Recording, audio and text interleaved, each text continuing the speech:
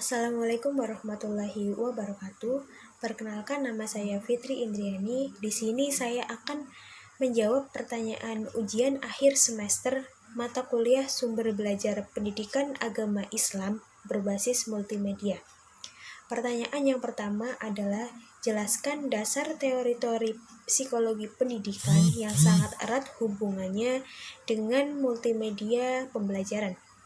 Jawabannya adalah yang pertama, menggunakan teori kognitif. Secara umum, kognitif ini berarti proses mengetahui sesuatu. Adapun pengertian lain, menurut Mayer, pembelajaran multimedia adalah apa yang dipelajari oleh peserta didik dengan menggunakan grafik, foto, media, ataupun animasi. Teori kognitif ini menekankan pada proses berpikir, memproses, dan juga bagaimana cara memecahkan sebuah masalah. Teori kognitif ini yang nantinya akan mempengaruhi cara berpikir otak. Ketika disajikan sebuah presentasi multimedia, maka akan diterima oleh sensor memori yang kemudian nanti akan diolah dan menghasilkan memori jangka panjang. Model pembelajaran dengan teori kognitif ini didasarkan pada 3 asumsi, di mana saling mempengaruhi dalam proses pembelajaran multimedia. Asumsi yang pertama adalah yaitu asumsi 2 saluran, yang berupa informasi atau pengetahuan verbal dan juga visual. Yang kedua yaitu asumsi dengan kapasitas yang terbatas, di mana informasi yang berupa verbal dan visual ini masing-masing mempunyai kapasitas yang terbatas. Dan yang ketiga adalah asumsi proses aktif.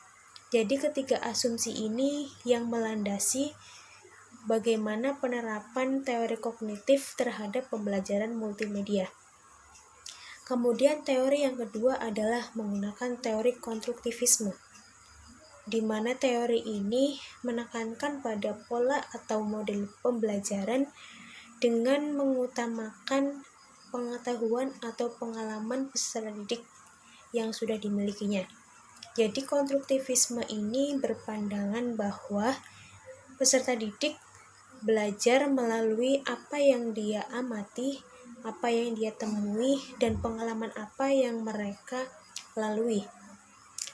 Kemudian yang ketiga adalah menggunakan teori behaviorisme. Teori ini lebih memfokuskan pada sebuah pembelajaran yang berdasarkan dengan rangsangan dan juga hasil tanggapan. Jadi, ketiga teori psikologi pendidikan ini sangat erat hubungannya dengan urgensi multimedia pembelajaran, karena 3 teori ini yang nantinya akan membantu atau mempermudah guru dalam menentukan model pembelajaran yang sesuai dengan peserta didiknya, sehingga akan mempermudah dalam meraih atau mencapai tujuan pembelajaran. Pertanyaan yang kedua adalah jelaskan 1 teori multimedia dan bagaimana penerapannya dalam pembelajaran. Jawabannya adalah, jadi teori desain multimedia ini sangat penting bagi para pendidik karena membantu para pendidik untuk mengembangkan gagasan ataupun rancangan untuk menyiapkan desain multimedia yang nantinya akan digunakan dalam proses pembelajaran. Di sini saya akan menjelaskan 1 dasar teori multimedia ini, yaitu dengan teori konstruktivisme. Teori konstruktivisme ini berpandangan bahwa pengetahuan itu dibentuk ataupun dibangun oleh peserta didik melalui pengalaman dan pengetahuan yang mereka miliki. Jadi teori konstruktivisme ini berpandangan juga bahwa belajar itu adalah membentuk makna oleh peserta didik melalui apa yang pengalaman dan pengetahuan apa yang mereka miliki. Kemudian bagaimana penerapannya dalam proses pembelajaran. Di sini teori konstruktivisme akan memberikan kemudahan kepada guru terutama dalam mengajar. Jadi penerapannya adalah yang pertama itu belajar bukan hanya mentransferkan pengetahuan. Yang kedua, guru itu bukanlah sebagai sumber pengetahuan, tetapi di sini guru itu membimbing dan memberikan kesempatan kepada peserta didik untuk mencari ataupun menemukan pengalaman dan juga pengetahuan yang baru. Kemudian yang ketiga di sini, guru harus memberikan lingkungan yang mendorong peserta didik untuk belajar secara aktif dan juga mencari pengetahuan dan pengalaman baru yang nanti dapat dikembangkan oleh mereka. Kemudian guru di sini harus memberikan dorongan dan juga motivasi kepada peserta didik yang nantinya memberikan kepuasan ataupun kebebasan kepada peserta didik untuk mengembangkan informasi yang ingin mereka dapatkan.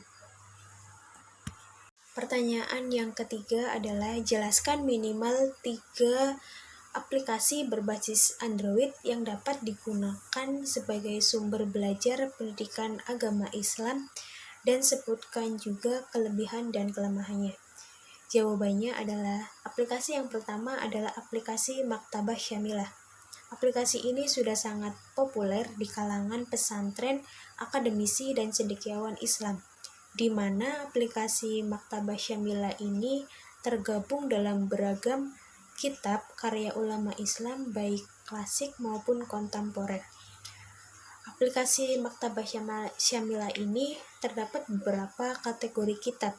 Di antaranya adalah kitab tafsir, kitab hadis, kitab fikih, kitab akidah, kitab umum, dan kitab yang lainnya. Kelebihan dari aplikasi Maktabah Syamilah ini adalah dipercaya sebagai referensi pembuatan makalah. Kemudian aplikasi ini mudah digunakan dan juga cepat. Kemudian aplikasi ini terbilang ekonomis dibandingkan harus membeli ratusan jilid kitab-kitab. Aplikasi yang kedua adalah aplikasi Belajar Agama Islam bersama Marble. Aplikasi ini digunakan untuk anak usia 4-8 tahun. Aplikasi Belajar Agama Islam bersama Marble ini menyediakan fitur bermain dan juga belajar, di mana membantu anak dalam proses belajar yang menyenangkan karena disertai dengan tampilan yang menarik dan juga tersedia animasi dalam pembelajarannya. Aplikasi ini yaitu berisi materi tentang belajar rukun Islam, rukun iman, huruf hijaiyah, malaikat dan tugasnya, nabi dan rasul, dan juga materi agama Islam lainnya. Kelebihan dari aplikasi Belajar Agama Islam bersama Marble ini adalah membantu anak dalam belajar yang menyenangkan. Kemudian di sini tersedia fitur permainan di mana nanti akan menguji anak tentang pengetahuan yang mereka dapatkan dengan belajar di aplikasi ini. Kelemahan dari aplikasi ini adalah harus dengan pengawasan orang tua dalam mengoperasikan aplikasi Belajar Agama Islam bersama Marble ini. Kemudian aplikasi yang ketiga adalah aplikasi Muslim Life. Aplikasi Muslim Life ini merupakan platform pembelajaran yang menyediakan fitur video pembelajaran seperti tajwid dan juga materi agama Islam yang lainnya. Kemudian aplikasi ini juga menyediakan donasi untuk para penghafal Al-Quran. Kelemahannya dari aplikasi Muslim Life ini adalah sering terjadi kendala dalam pemutaran video pembelajaran. Kemudian aplikasi yang keempat adalah aplikasi Taklim Muta'alim. Aplikasi Taklim Muta'alim ini adalah sebuah aplikasi kitab kuning yang biasanya digunakan oleh para anak-anak pesantren. Kitab ini sudah tersedia dengan bahasa Arab dan juga terjemahannya ke bahasa Indonesia. Kelebihan dari aplikasi Ta'limu Ta'alim ini adalah cepat pemrosesannya dalam mencari kitab-kitab yang dibutuhkan. Sekian jawaban dari ujian akhir semester mata kuliah sumber belajar pendidikan agama Islam berbasis multimedia. Wassalamualaikum warahmatullahi wabarakatuh.